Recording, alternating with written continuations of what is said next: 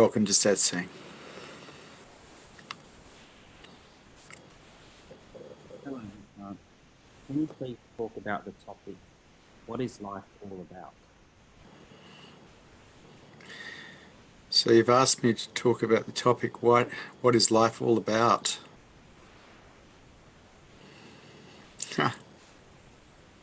You know, I've been looking for that because the real question is, what is the meaning of life? And I've been looking at that question since I was 12. It's like, what's it all about? What are we doing here? What's this mean? What's our purpose? What's our meaning for being here? And the ego really wants to know that it has a purpose, that there's some reason for it being here, that it's important in some way. And I, as of this stage of my life, have not discovered the meaning of life yet. If there is any meaning, and this is just a real guess, it's just life itself. I cannot find a meaning for life. I cannot really find a true purpose for life. We are just here. And because we're here, we can create a life that is one way or another. I was programmed at school through my education to succeed in life, as most people were. And so I was led to believe that success in life meant having material assets, houses and cars, and eventually getting married and having children, and these things would all apparently make me happy because this was the meaning of life. It didn't take me too long to work out that that wasn't true. People live in this hope that somehow things are going to get better when they get material objects or get married or have children or grow up or whatever. But that's just a dream. Hope's a dream. It's not real. There's only now. And right now, what is the meaning of life? What's the purpose for you being here right now, without a past, without a future? What is the meaning of life? And so sometimes I used to go and sit and watch ant nests, those big ants, and I watched them move around and do what they do, take things in, take things out, and scurry around. And I looked at it and I think, well, they're beingness, they're beings as well. What's their meaning of life? And they're not quite as intelligent as human beings, but they don't tend to suffer as much. And I couldn't see, they're just living. It's just life, it's just nature. And I think that that's the same for human beings. It's just life, just nature. But we, because of our intelligence, can actually wake up and discover our true nature rather than living unconsciously as an I, as an ego. We can start to have a look for what we really are. Now, some people might say that's a purpose, and I'd go, well, if you want to think of it that way, I don't know. It's just something that you do or you don't do. You can create it as a purpose if you like, if you want to make yourself feel important. But really, it's just what it is. It's just life. And if you decide that you want to have a life that is actually happy, well, you have a look at what makes you unhappy. And what makes you unhappy is all your desires, to wanting things to be different than how they are, and all the things you're attached to that you're frightened of losing. This makes you unhappy. And you go, well, is there a way to get out of that? Is there a way to be content? Is there a way to be not dissatisfied with life? Because every desire you have is dissatisfaction. Every time you get fearful of losing what you've got, that's dissatisfaction. Is there a way to be just satisfied? And yes, there is for human beings. Not for animals, because they don't have the intelligence to look, to seek, to find the truth as themselves. But human beings do. We can discover ourselves as beingness, truth, the vastness of everything, if we want. And in finding that, we are free. We're free of samsara, cycle of life and death and birth and life and death and birth. We're free of that, but we're also so free of suffering because we're not resisting life. We've learnt in higher consciousness that resistance equals suffering, and every time we resist anything, we create suffering in ourselves, and it's a choice. We do not have to resist life to be in life. We can move through life from a place of acceptance inside of ourselves and have a nice life. Be happy, be content to some degree. And if we go further, we can wake up to our true nature. Then there's an absence of the one that suffers, which is pretty cool. And so when people ask me the meaning of life, it's like, well, I don't know. Maybe there is some meaning that I'm missing. I don't know. What I do know is that if we're going to be here, we may as well live the way of the heart because it's beautiful. And the way of the heart is serving heart, and the way we serve heart is by being open so we can perceive love. And the more open we are, the more love we perceive. And in perceiving love, we really just want to take care of everyone and everything, because that's how love affects our minds. And this is not a bad way to live. But a purpose, I don't see that. Just a way of life. It's nice to be here. It's nice to be here in love. Any questions? Any statements? Any challenges to this teaching today? The first question is, did you ever find it depressing that there is no purpose to life? I think because I started so young at it, and I didn't buy all the purposes that were given to me by my schooling, by my parents, by my church, it was easy for me to accept that I can't find a purpose, that there is no purpose. I think if I had have been brainwashed into believing I had purpose, the shock of and realization that there doesn't seem to be one could have been devastating. But I never bought the "we have a purpose here" number, because it just wasn't clear to me. For me to have actually taken on that we have a purpose here, I would have had to have bought belief systems that weren't my own direct experience. And that's where we really get caught in life. When we start taking on belief systems that aren't our own direct experience, that's just programming from an external source that may or may not be true. And a lot of the belief systems that were put into me as a kid, from my parents, from my schooling, from my church, simply didn't hold water when I examined them. They were just rubbish. So, so, so I gave them up. It's nice to be free of belief systems, because belief systems are all prisons, every single one of them. If you want to find out what's real, look for yourself. Find through your own direct experience, your own direct knowing, not borrowing it from someone else that may or may not be right. The seeker investigates.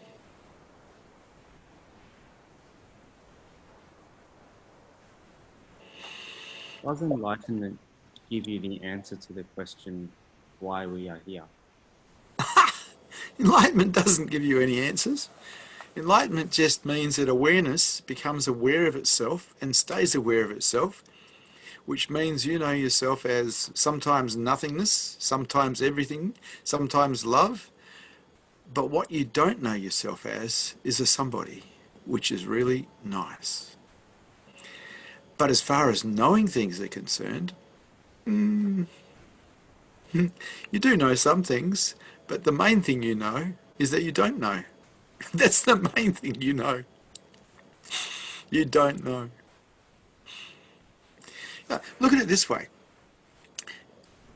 Imagine, if you can, being every particle in the universe and being aware of itself in every given moment. Now try and understand that.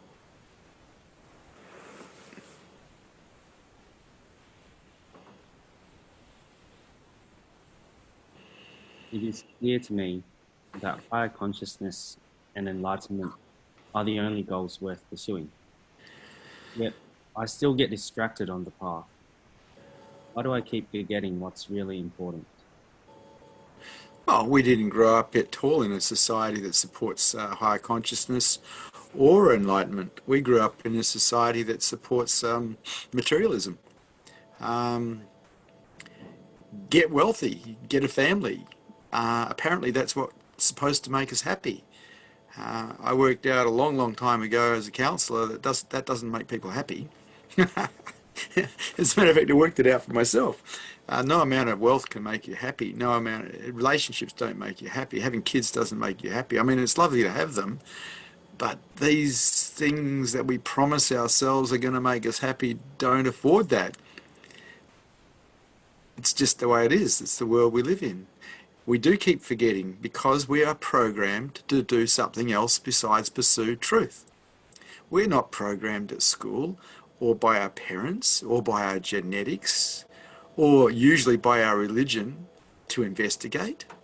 We're programmed to believe, and that is brainwashing. The seeker breaks the brainwashing and starts looking for what is real, what is true. And that can only be found in direct experience, in direct knowing, not in taking on someone else's belief systems. And so, investigate and see, who are you? Or better still, what are you? Because really, you cannot describe what you truly are. Once you see it, you can't. Not possible.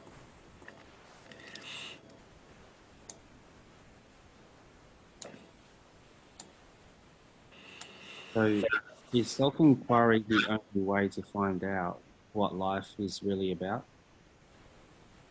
You're suggesting in that question that you think that you're going to find out what life is really about by self-inquiring. I don't think so. I haven't found out what life's all about, and I self-inquired for years and found truth as self. I still don't know what life's all about. As far as I can tell, it's about life. It's, there's nothing else to it. There's no purpose to it. It's just life is life. Here we are. Beingness, finding itself as a human being. Well, in the costume of a human being anyway, or the spacesuit. For what purpose? I have no idea.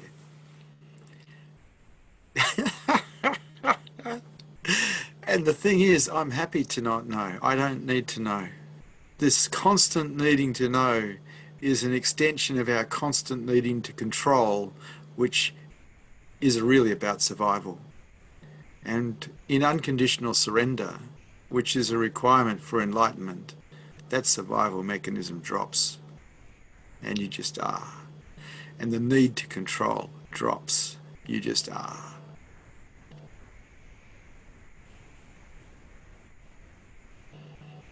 I've realized that most of what I do is driven by my need to be comfortable. Do I have to consciously give up comfort to raise my consciousness levels? Probably. You see, the thing about changing our mind or readying our mind for enlightenment or higher consciousness is it takes a certain amount of training. And that training is discipline. We have to practice something different to what we've done before. And most people find that uncomfortable because they're stepping out of their default patterns and into something that takes effort. And it's only in practicing something different to what we've been doing before that we actually change anything. So, once again, it's uncomfortable because it's not convenient. Yet, if we really want to go for higher consciousness, we need to watch our minds and we remove all obstacles that are in the way for higher consciousness. That takes effort.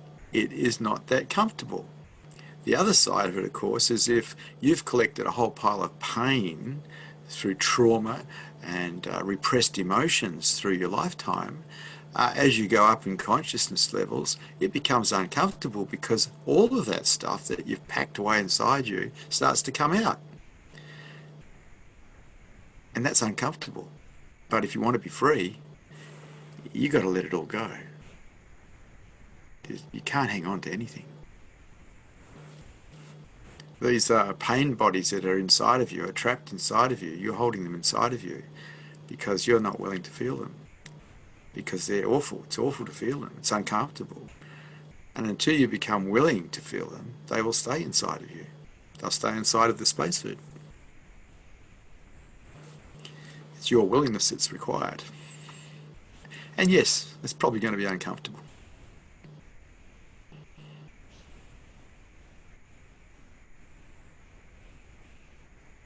What would it take for me to not need to know what the future holds? Yeah, okay, so what would it take for you to not need to know what the future holds? Okay, so we're programmed to survive. This is the survival mechanism of the mind. It's programmed to survive, for the body to survive. And part of that programming is to be able to project forward to see what's going to happen and then be able to control it. And as long as you're wanting to constantly control, well, you can't really relax. You want to relax, let go of control, move into the moment, move away from the projections of the future and the memories of the past. Just live in the moment. Relax, rest, be. The future is you. The future dream is just you trying to control, you trying to survive. Let go, let go, let go. It's okay to just be here. It's okay to not control. It's okay to surrender. It's okay to be free. Just let go.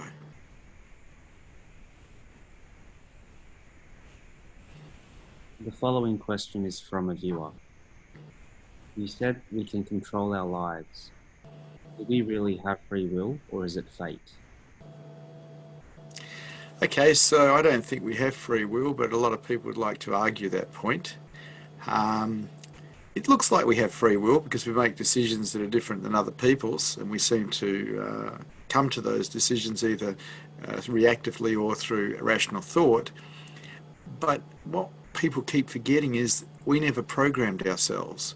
We never genetically programmed ourselves, and we never causally programmed ourselves. Our parents did, our schooling did, our church did, our government programmed us. We never put any of the programming in. Now, if we didn't put any of the programming in, and all the decisions we make are based on the programming that's been put in us, where is our free will really? If I say no, I'm programmed to say no. If I say yes, I'm programmed to say yes. Because that's the programming that was put into me by others. And so I don't see anything as free will really. As far as as far as fate's concerned, I'm a total fatalist. Whatever happens is meant to happen, otherwise it wouldn't be happening, and I can rest in that. I'm a realist. I don't live in a fantasy world. I'm not an idealist. I'm a realist. Whatever's happening is meant to be happening, otherwise it wouldn't be happening. Such is life.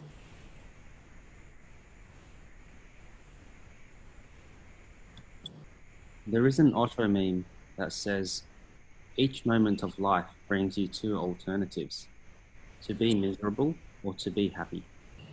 It depends on your choice. Whatsoever you choose, you become. Is being happy really just a choice? So funny, I put that meme up on one of my little lists this morning, and that must be one of my members asking that question. Osho said that we have a choice to be happy or not to be happy. I agree totally. And it's related to our acceptance or our non-acceptance of any given situation in our lives. The moment we go to non-acceptance and go into resistance, we suffer. If we stay in acceptance, we do not suffer and we can be happy. We can't be happy while we're suffering. So stop resisting. That's the choice. Don't resist. Accept life as it is and be happy.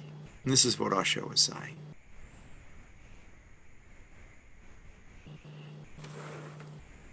The next question has been written by a viewer. If life is a program and it's fate, whether people become enlightened is fate too?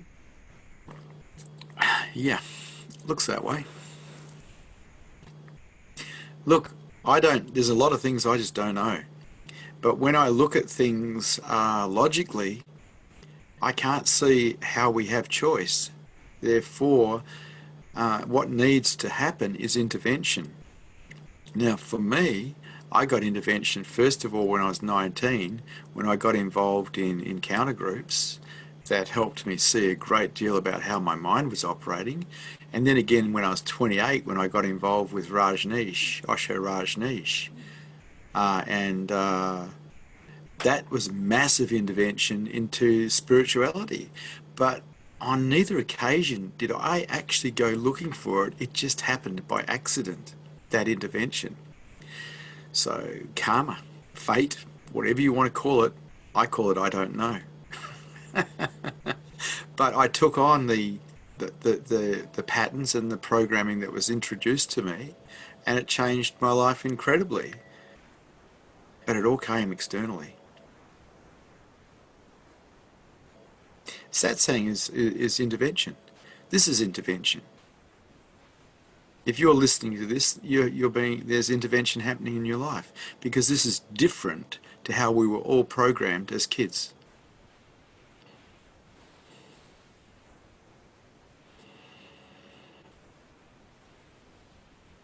I've heard a spiritual teacher say, whatever the present moment contains, accept it as if you had chosen it. You say this is a good attitude to have?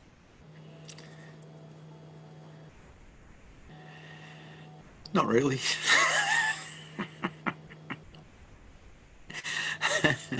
I understand this, but accepting it as if you've chosen it is doing a mind trip on yourself. Why don't you just accept it? Why do you have to add to I chose it? That's just more added mind power. No, just accept life as it is. Just accept life as it is. This idea of tricking yourself into thinking you chose it, I'm not into that. That's another mind game. Just accept life as it is. Practice acceptance. Things go wrong, practice accepting them. That doesn't mean making yourself ineffective as a human being.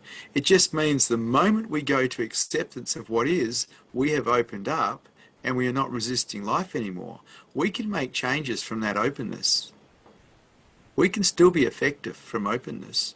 We don't have to close up, go into resistance and suffer to make our lives work and to make other things work. We can do it all from openness. But the idea that we're going to put a few words in our heads that we chose something, I'm just not into that. Just accept life as it is. Keep it simple. I love that KISS principle. Keep it simple, stupid. It's brilliant. The moment we add anything to anything, we're complicating it, it becomes messy. Simplicity is the best.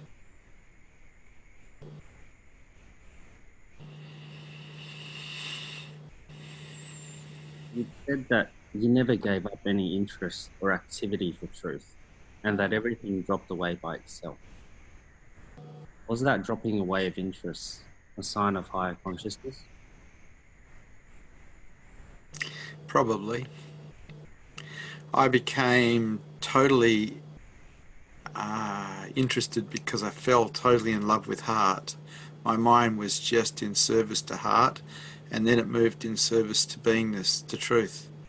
And everything else seemed so grey in comparison.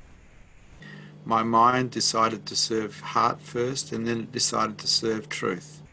And in serving truth, it gave itself to truth. Thy will be done, not my will. So all the things that were in the way of that dropped away.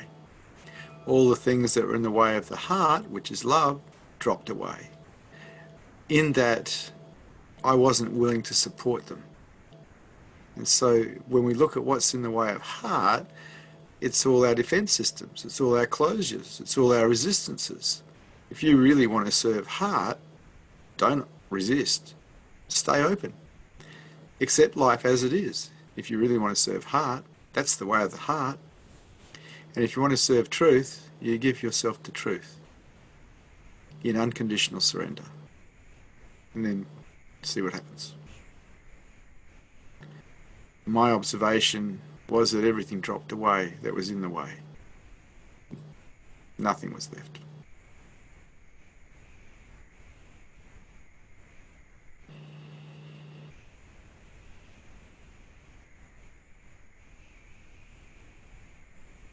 You say sometimes that love is the only thing that drives you. Why is that? Well, people talk to me about motivators. What motivates them to do this? What motivates them to do this? What are their drivers? Basically, what agendas do they have in doing what they're doing? And after awakening, everything just dropped. All the drivers dropped, all the motivations dropped. I was profoundly content for no reason. The only motivator that was there was love. It affected my mind in such a way that I just wanted to take care of everyone and everything. And it's still here to stay. That's why I'm holding Satsang right now, because of love. There's no other reason.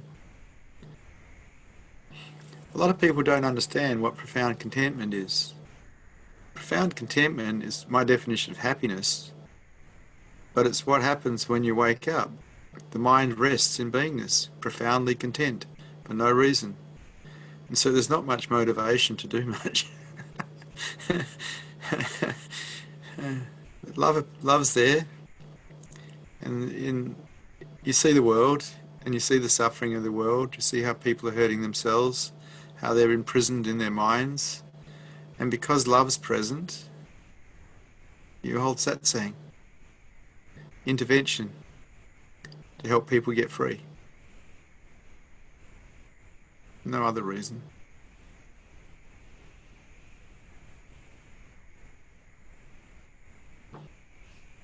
If I uninstall a defense system, but I still feel emotional pain, does that just mean I haven't fully uninstalled the defense system?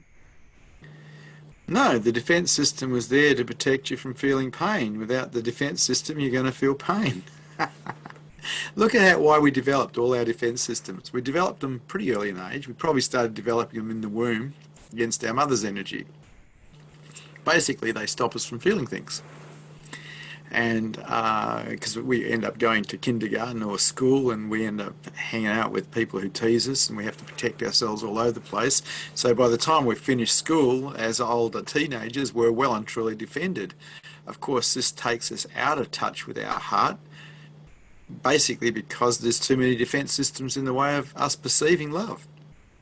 And so as we take down our defenses again to perceive love, we do feel that everything will touch us, because it does. You become vulnerable, everything touches. But that's the price for feeling love. Your defense systems actually protect you from feeling. Unfortunately, they also keep you separate from everyone. And they keep you out of touch with love. And so if you're really into the way of the heart, you need to open up, undo your defense systems, walk through the world vulnerable. That's the beauty way.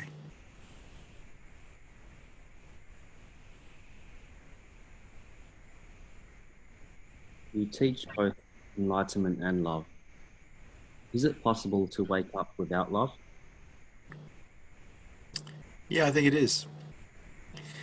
I think it actually is. I think that you can use self-inquiry methodologies in monasteries and ashrams and maybe caves, and just use discipline to wake up. I think that's a possibility in the institutionalized way. I don't think that's possible in the marketplace. I don't think people can wake up in the marketplace just using discipline. But in monasteries and ashrams and caves, I think they probably could. In the marketplace, we're going to constantly get things going wrong. People are going to let us down. Things aren't going to go our way. And just the discipline of self-inquiry and meditation is probably not going to be enough. If we're actually chosen the way of the heart as well, which the path of openness teaches us acceptance of life, teaches us to be okay with what is, teaches us not to contract, not to resist. And in that non-resistance to life, the mind can support awakening in the marketplace. Because it doesn't get toppled when things go wrong. It stays open. And so the two wings that are required for enlightenment in the marketplace are the wing of discipline, self-inquiry, meditation. The practice of openness is the other wing, which is the practice of the way of the heart, to be in service to others. And so these two wings, they help you fly in the marketplace, and also they give you a beautiful life, because the way of the heart is beautiful. It's beautiful to be in service. It's beautiful to be a giver. It's beautiful to experience love. And discipline, self-inquiry, meditation, allows you to see through the mind and turn awareness back to itself. And so with these two wings in the marketplace, we can fly. So I think that people can wake up in ashrams and monasteries and caves without love. But in the marketplace, I don't think so. I think that we need love. I think we need the way of the heart, the bhakti path, as well as the jnana path.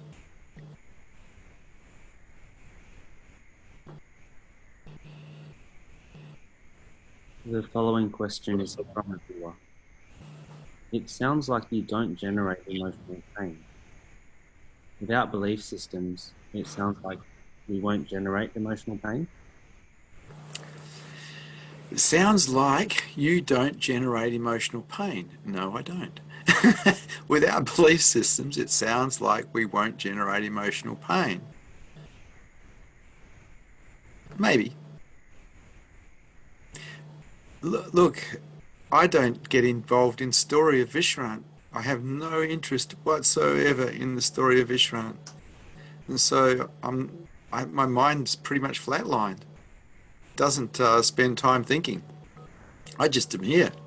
It's awesome just to be here without a thought. I don't wallow in sad stories about how life is working or not working. Not worth it. Why would I want to do that? That would be me hurting me. Look, as your consciousness levels rise, you're not interested in hurting yourself anymore, because you can see how you do it. You can see that every time you resist life, you create pain for yourself. Why would you want to do it? Every time you entertain a negative story about anything, it sort of hurts you. Why would you want to do it? It's up to you. You create your reality. You create suffering or not, or happiness. You do it.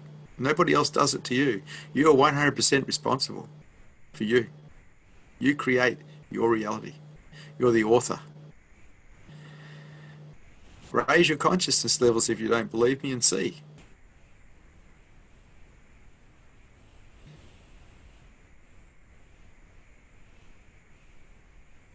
I've heard the quote, sitting silently, spring comes and the grass grows by itself. How can we achieve this in the marketplace?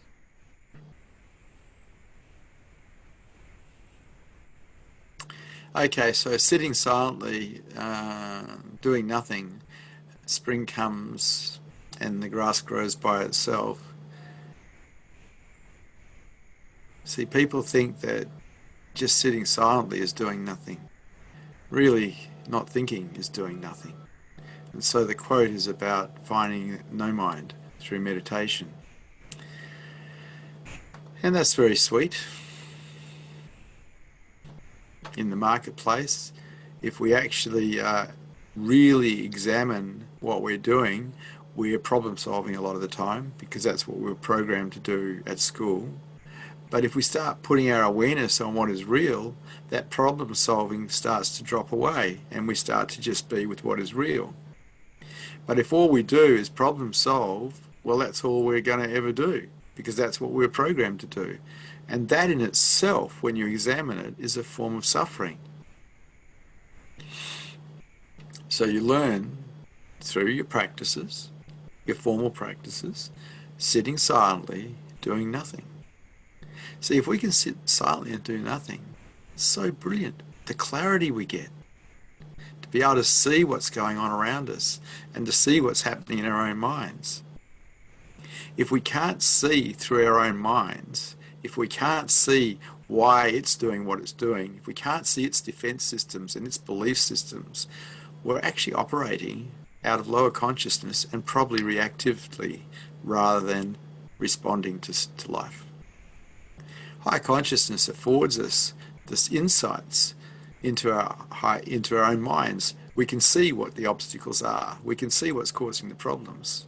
So higher consciousness is really good. It allows us to see the big picture instead of getting lost in the small picture. But once again, it's up to you. You're going to create your reality by the way you think.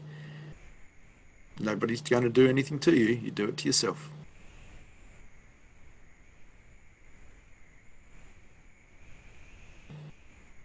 The next question has been written by a viewer. Do you recommend any other questions during self-inquiry other than what am I? Maybe like what is aware, or where is this sensation coming from? Yeah. I started with who am I? That question back in the early 80s, and I progressed to the 90s with the question, what is aware, or who's aware? Because I realized that the question, who am I, we're really looking for what's aware. There's something aware of the mind, aware of the I. What's this that's aware? What's this that is conscious? What's this that is always here? What's this that is silent and still yet still here? What's this that is aware even when the mind is not moving? What's this? Who's aware? So it's up to you. Whatever brings you home is worthy.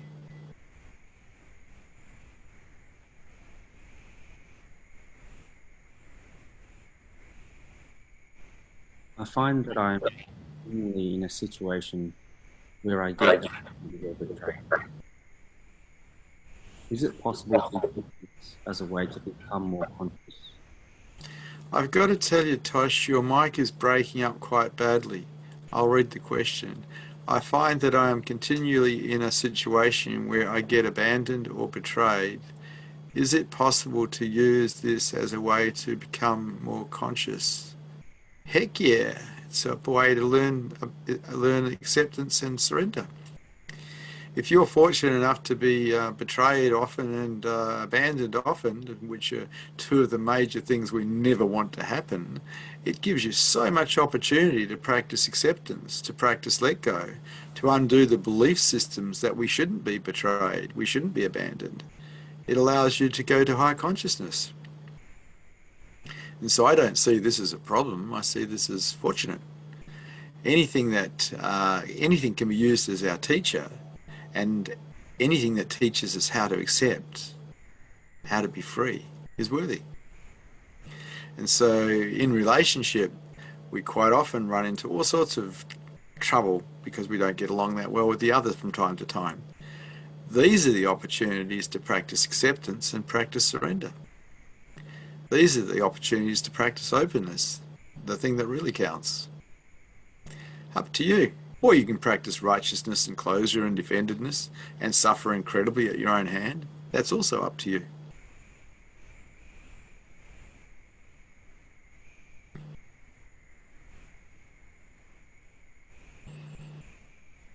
The next question is as follows. Is it a good question to ask, what does my life stand for?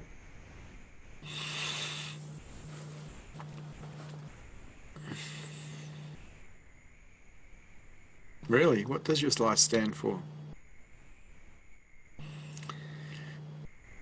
Tosh, what does your life stand for? I would like to say truth, but I know that's not always true. Aha. What about it standing for nothing? What about it just being here?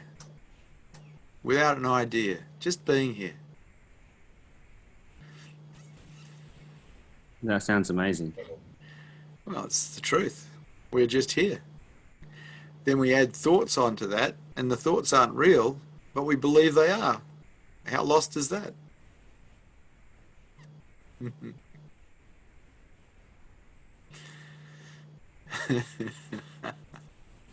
Tosh doesn't want to answer.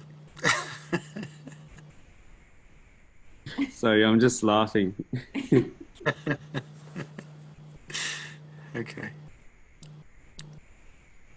The next question is as follows. If I accept being abandoned, does that mean I accept future abandonment too?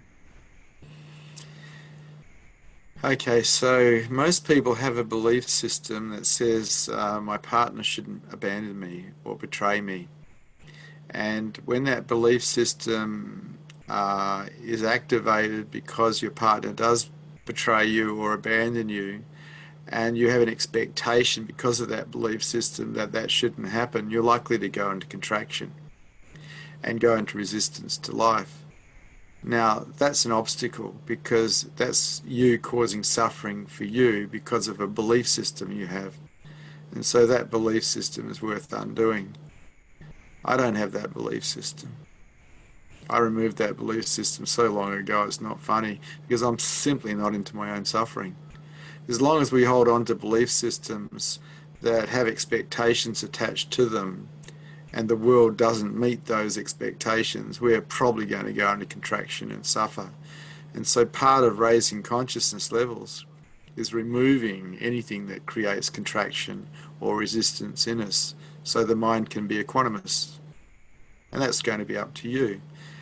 Supporting any belief system that creates contraction in you or resistance in you is supporting a belief system that creates suffering, and it also creates lower consciousness because it's a dream, it's not real. Let go. Let go of all belief systems and be free. Check out everything for yourself, investigate everything for yourself. In the big picture of everything, for everybody involved, how would you possibly know if people aren't supposed to really betray you? How would you know? Maybe it's your karma. Maybe it's just karma being paid back. When we get righteous and we go, oh, that's so wrong, we're just hurting ourselves. It changes nothing.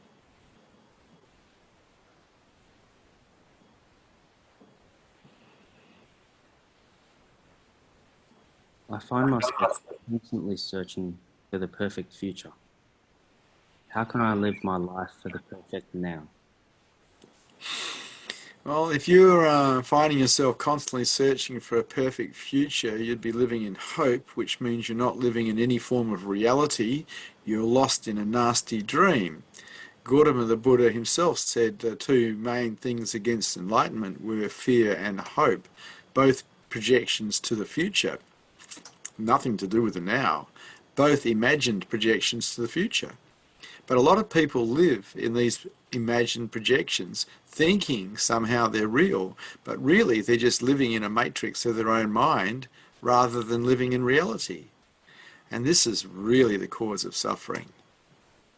Get out of your head, practice meditation, practice mindfulness, and get back to reality. You were not programmed to be happy. Do not live in your head.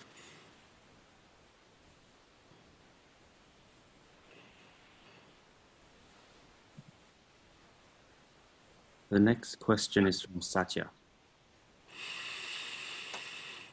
Hi, Satya. Hello, Vishrant. Vishrant, how we can use our energy towards our consciousness? How can we use our energies towards higher consciousness? What energies would they be, Satya?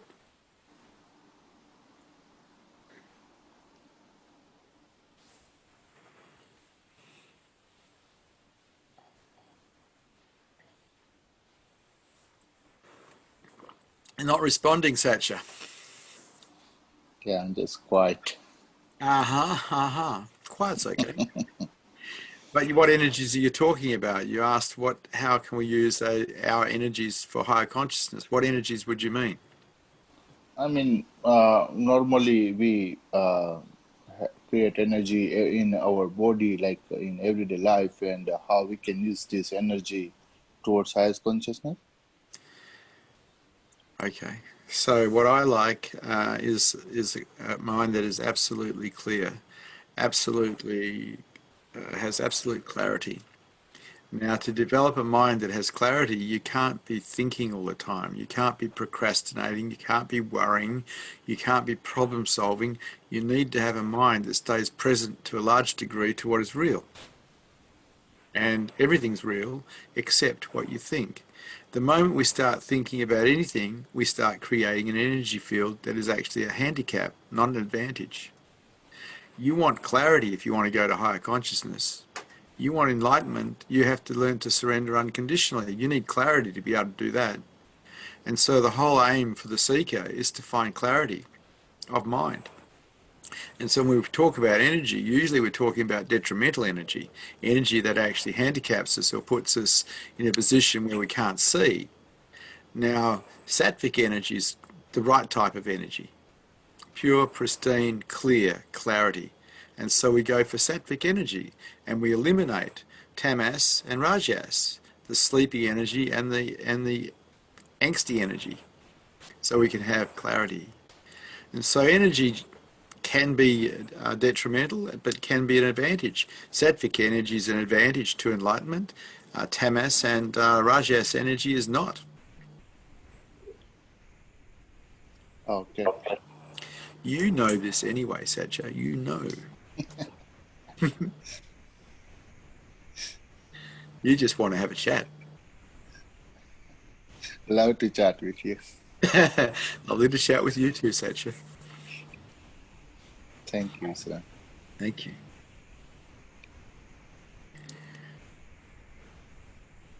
The next question is, sometimes I find my life can be a bit like Groundhog Day, where every day feels the same. What would it take for me to see life as an adventure? Well, first of all, there's no such thing as Groundhog Day. That's a movie and something they do in America. That's not really happening right now. There's no such thing as Groundhog Day. This idea that we can repeat anything is rubbish. We cannot ever recover a moment once it's gone. Every moment is always fresh, always new. There's no such thing as repetition.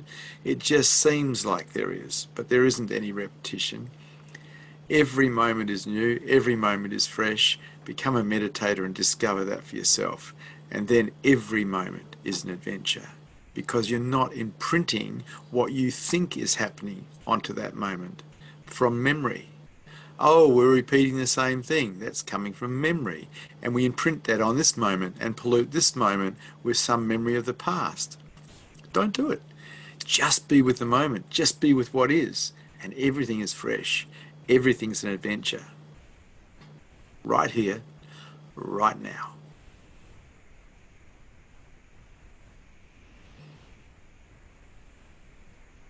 Sometimes I notice thoughts about feeling bored, and they come up time to time when I'm still and watching my breath. How do I deal with this boredom? Watch your breath. Stop entertaining thoughts. You're not supposed to be entertaining thoughts if you're meditating. You're supposed to be watching your breath. You know, get it right. Watch your breath. Oh dear. Oh, you're not meditating if you're actually entertaining thoughts. Meditation is being aware of what is real, not aware of what is not. And if you're entertaining your thoughts while you're meditating, you're being aware of what's not real. You're not actually meditating, you're pretending to. I hope you're still laughing because I bet you that question came from Tosh.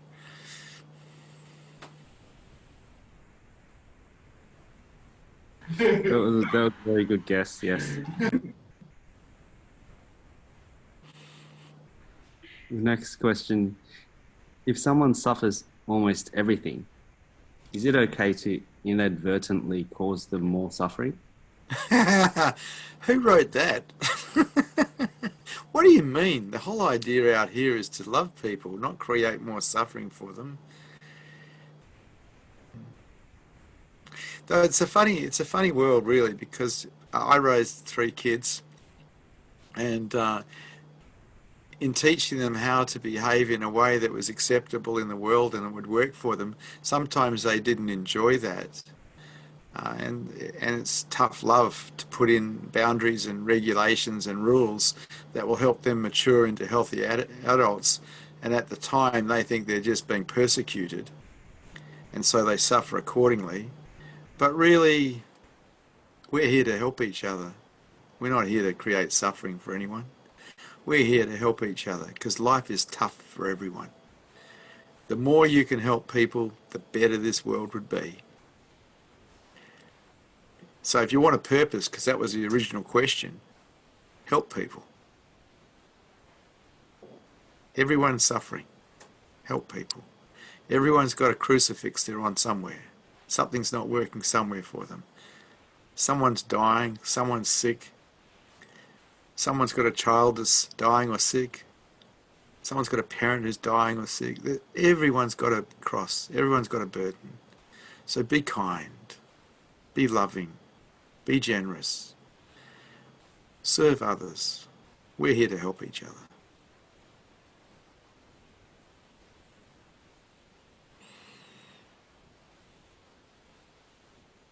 How do I get rid of the story of me and my life?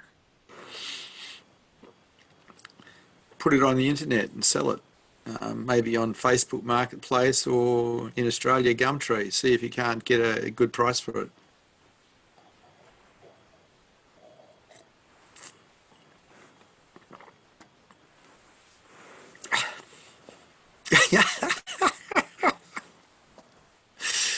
What would be a good price for it? Well, for the story of your life, I reckon you could probably sell that one in China because you're Chinese. I don't know. Put it up for $1 million, see what happens. Thanks, Vishrant. You know, something is only worth what someone's willing to pay for it, Tosh.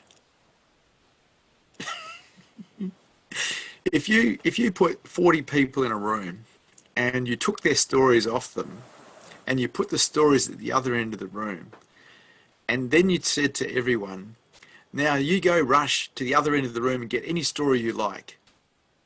Because all the stories from all the 40 people at the end of the room, you can take any story that you like. What's the bet everyone grabs their own story when they rush to the end of the room? You want to get rid of the story of you. Meditate. Self-inquire. Find yourself as truth. And then the story of you is not interesting at all.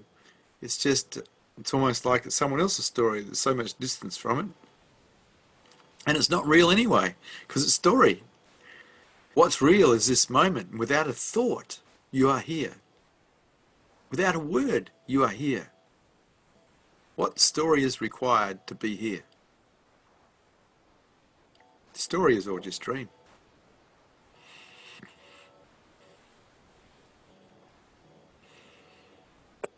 The following question has been written by a viewer. If we are here to help with other people's suffering, is that just masking their symptoms instead of solving the root cause? Maybe, so what?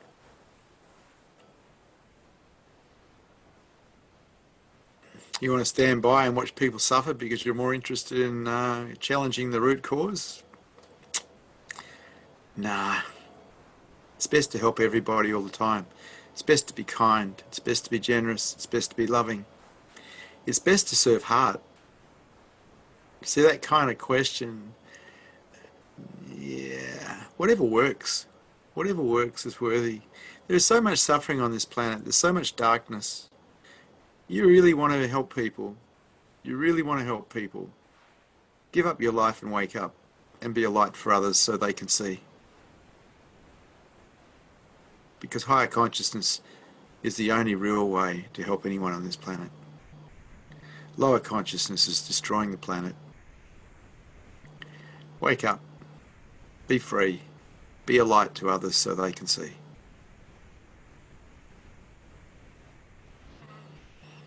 What is the best way a seeker can show their gratitude to their spiritual teacher? That's not possible. I remember having awakenings as a result of Osho Rajneesh. He is my spiritual father, and I remember there was nothing I could do. There was nothing I could do to repay him for what he had shown me. The best that I could do was to wake up myself and be a light. That was the best I could do. But there was nothing I could do. I felt so helpless, and because I just wanted to help him, but that was impossible. How can you repay someone who's woken you up to another way of living, to another reality that's actually real, shown you the beauty of heart? How can you repay anyone? Not possible. So the best that I can do is hold satsang and be a light for others, which is what he wanted.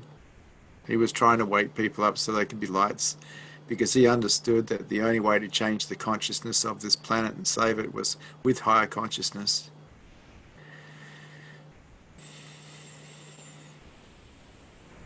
So, you want to be a light? Go for it.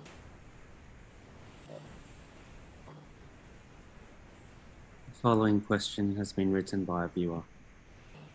I am often conflicted between helping others and attending satsang. I love doing both. How do I reconcile this, and which is most important? Attending satsang, of course. And helping people as much as you can, always.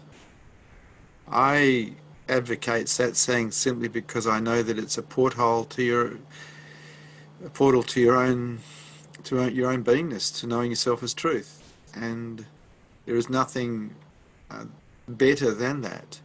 There is nothing better than knowing yourself as truth, because knowing yourself as a lie or as an I, because you're not an I, that's not possible, you are truth, is fraudulent.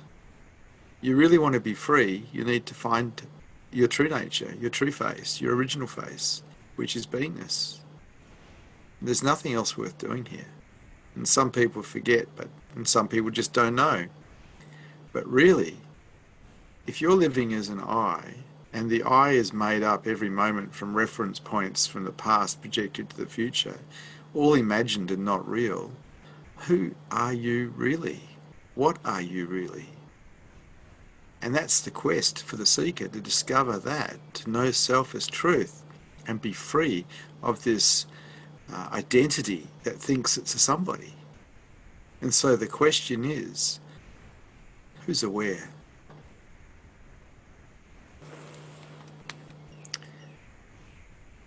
Thank you for satsang. Good to see you brave hearts here today.